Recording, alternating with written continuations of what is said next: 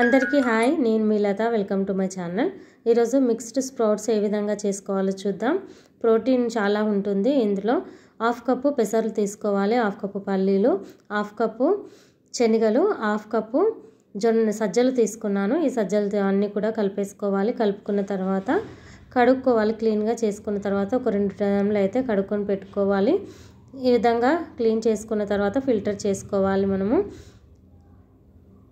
Morning కానీ evening కానీ తీసుకోవచ్చు. స్ప్రౌట్స్ అనేది చాలా హెల్తీ కదా. ఇప్పుడు ఈ విధంగా ఫిల్టర్ చేసుకుంటున్నాను. ఫిల్టర్ చేసుకొని నీళ్ళన్నీ పోయేటట్టు చూసుకోవాలి. నీళ్ళు పోయిన తర్వాత ఒక క్లాత్ తీసుకొని అందులో వేసి మూట కట్టేసుకోవాలి. ఇప్పుడు నేనైతే గట్టిగా ముళ్ళు వేస్తూ ఉన్నాను. ఇప్పుడు ఈవినింగ్ 5 o'clock వేసుకుంటున్నాము. మార్నింగ్ వరకు అయితే మనకు మొలకలు వస్తాయి. పెద్దగా మొలకలు కావాలనుకున్న వాళ్ళు ఈవినింగ్ వరకు వేసుకున్నారంటే చాలా మంచిగా మొలకలు వస్తాయి, పెద్దగా వచ్చేస్తాయి. ఈ విధంగానే ఉంచాలి.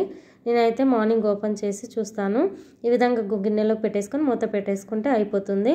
మార్నింగ్ ఓపెన్ చేసి చూపిస్తున్నాను. మొలకలు అనేది నాకైతే మంచిగా వచ్చాయి, కనిపిస్తూ ఉన్నాయి. చూడండి, అన్నీ కలిపి మనం వేసుకున్నాం కదా. చాలా హెల్తీ అయినటువంటి ప్రోటీన్ ఉన్నటువంటి మొలకలు అయితే మనకు రెడీ అయిపోయినాయి. ఈ విధంగా వస్తే సరిపోతుంది.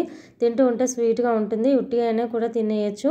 నచ్చని వాళ్ళైతే ఇందులో కొద్దిగా ఖర్జూరము, దానిమ్మ గింజలు వేసేసుకొని తినొచ్చు. ఖర్జూరము చిన్న చిన్న ముక్కలుగా కట్ చేసి వేసుకోవచ్చు. నేనైతే చాట్ చేస్తూ ఉన్నాను.